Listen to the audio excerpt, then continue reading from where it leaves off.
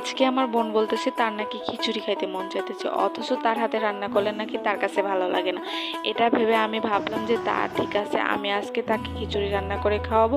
সেজন্য তাকে আমি আগে থেকেই বলে দিলাম যে সন্ধ্যাবেলায় তোমার দাওয়াত রইলো। তো সন্ধ্যা তো লেগে গেছে, এখন আমি রান্না করতে চলে আসলাম। রান্না করে আগে থেকেই গরুর মাংসগুলো সুন্দর করে কেটে রেখেছিলাম। এখন আমি এগুলোকে সুন্দর করে কষাতে দিয়েছি। তবে লেটকা খিচুড়ির সাথে আমার কাছে আলু ভাজি খেতে খুব ভালো লাগে, তাই আলু ভাজির জন্য আলু দেখতে গিয়ে দেখলাম একদমই বড় বড় আলু নেই, ছোট ছোট আলু। তো আমি ছোট ছোট আলুগুলোই সুন্দর করে কেটে তারপরে ম্যারিনেট করে রাখলাম। ম্যারিনেট করার সাথে সাথে দেখলাম আমার মাংসগুলো কষানো হয়ে গেছে। তারপরে আমি এখানে চাউলগুলো দিয়ে দিলাম।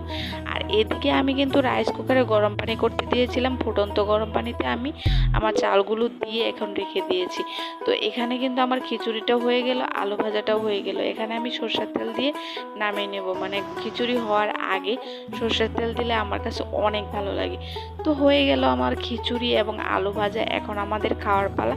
তো আমি নিয়ে এসে পড়েছি এবং সবার জন্য সুন্দর করে বেড়ে তারপরে খেতে দিলাম। So thank you.